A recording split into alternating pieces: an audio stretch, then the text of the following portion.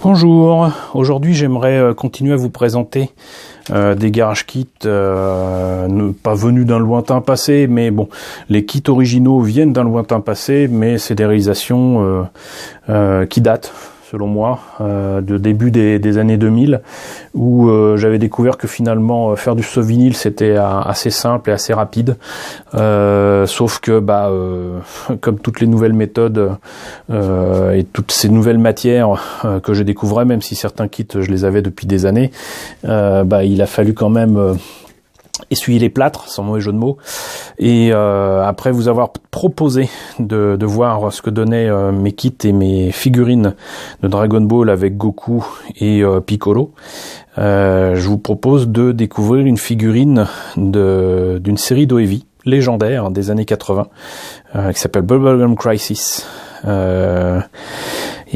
Série d'OEV qui a fait partie d'ailleurs parmi les premières vidéos à être sorties en France, du coup pas en sous-titré français au départ mais en sous-titré anglais.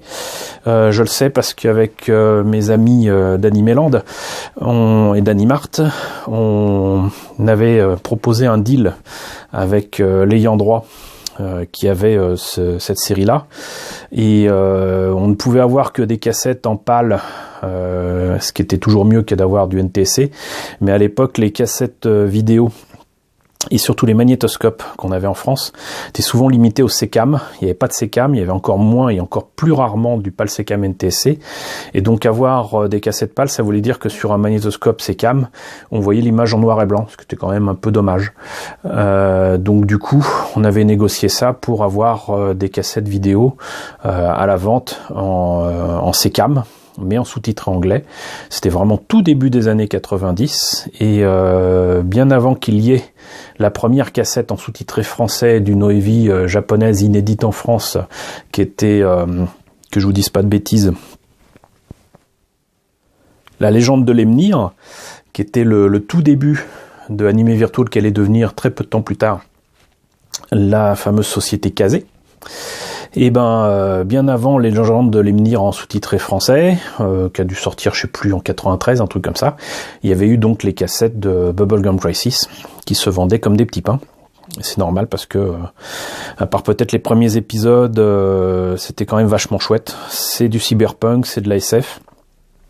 C'est complètement pompé sur plein de choses comme Blade Runner ou Terminator. Même Alien, mais c'est jouissif d'avoir comme ça des mélanges de genres et d'avoir des animés de cette qualité-là. En plus, c'est un design, pour le Kara Design, les personnages étaient signés de Kenichi Sonoda, un Kara designer qui ne représente pas grand chose pour les nouvelles générations malheureusement, mais qui avait touché à énormément de choses comme Gunsmith Cats, Riding Bean. Il y avait un manga chez Glénat qui était sorti qui s'appelait Exaction, je crois. Vous ferez une petite recherche, mais Kenichi Sonoda c'est pas n'importe qui. Il a même travaillé avec qu'on s'appelle Gainax, le studio Gainax à leur tout début, notamment sur le Kara Design, les personnages que l'on voit dans Otaku no Video, c'était lui aussi.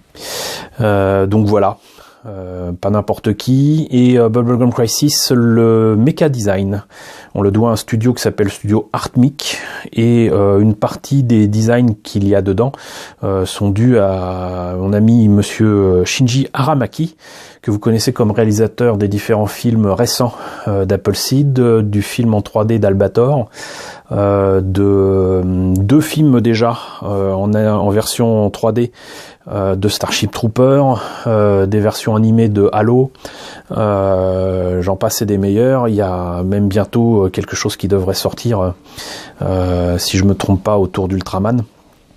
Donc voilà. C'était du bon, Et dans les années 90, je ne rêvais que d'une chose, c'était d'avoir éventuellement un jour la possibilité d'avoir un garage kit, une figurine, quelque chose autour de Bubblegum Crisis. Il n'y avait pas encore de jouets. Entre-temps, des figurines et des jouets transformables, notamment des Motoslave. Je me trompe peut-être avec le nom de Megazone 23, mais en tout cas, il y avait des motos qui se rajoutaient sur les armures des filles de Bubblegum Crisis, et ces designs-là, on les doit à monsieur Shinji Aramaki.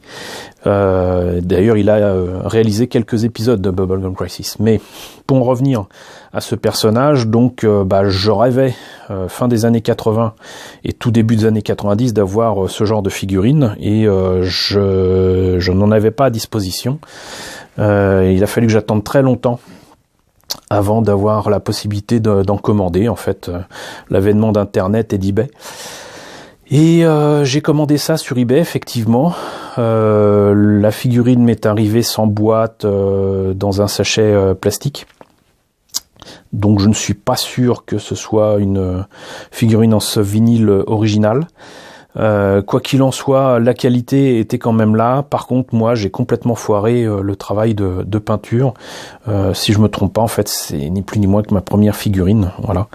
Alors, autant je suis vraiment très content de ce que j'ai fait au niveau de la tête et surtout des yeux. Franchement, je pense que là, pour une première fois en peinture, bon, le fait de savoir dessiner, ça aide, hein, c'est clair. Mais je pense que je m'en suis quand même pas mal tiré. Par contre, les effets métalliques sur l'armure, non. Et alors pourquoi c'est moche comme ça? C'est que simplement, à l'époque, je tenais absolument à montrer à tout le monde qu'on pouvait utiliser autre chose que les peintures hyper chères de Tamiya, les peintures hyper chères de Mr. Hobby. À l'époque, je crois que ça s'appelait encore Gunze Sangyo. Et tout. Et en fait, grand mal m'a pris puisque j'ai utilisé en fait les Gundam marqueurs. C'est-à-dire que tout ce que vous voyez ici en argent, qui était plus ou moins chromé à l'époque, le bleu ici, le rouge, etc. Tout ça, c'était du Gundam marqueur. Et en plus de ça, j'ai utilisé le Gundam marqueur directement. Donc c'est là que j'ai compris que il aurait fallu que je l'utilise au pinceau. D'ailleurs, c'est ce que j'ai fait sur certaines parties de la figurine, et je pense que franchement j'aurais dû faire ça déjà pas avec du Gundam marqueur, mais surtout au pinceau plutôt que de faire ça directement. Donc très mauvais choix de ma part. Je pense qu'à la vidéo ça passe bien, mais moi à l'œil nu je peux vous assurer que c'est pas la joie. De plus, je tenais à voir sa tête et je savais pas quoi faire de son casque, donc du coup il faudrait que je trouve un moyen de lui faire tenir ça d'une certaine façon, parce que les garage kits en soft vinyle, oups là, vous voyez, ont cette particularité, c'est qu'en fait c'est des pièces creuses comme je le disais, mais en plus ça peut être éventuellement un petit peu articulé, c'est-à-dire que là, ici normalement, voilà, je peux par exemple mettre la main comme ça, tourner l'avant-bras, etc. Et je pourrais éventuellement trouver une pose qui permettra de faire tenir le casque. Mais en tout cas, ça va faire partie franchement des figurines en ce vinyle que je vais devoir reprendre, retravailler, peut-être sans toucher la tête, parce que là aussi, je crois qu'on peut l'enlever. Hop. Jamais compris d'ailleurs pourquoi il n'y avait pas de... Il n'y avait pas de coup avec la figurine, enfin je me rappelle pas qu'il y en ait. Et du coup je voudrais mettre le casque directement, je pourrais pas. Mais peut-être que je me trompe. Donc d'ailleurs si vous voulez voir de près ce que donne le casque. Et donc voilà, je suis vraiment très content de cette tête, et ce serait dommage de perdre ce travail-là. Et sinon, pour la faire tenir correctement, j'avais utilisé ces socles que je vous ai déjà montré en option parts,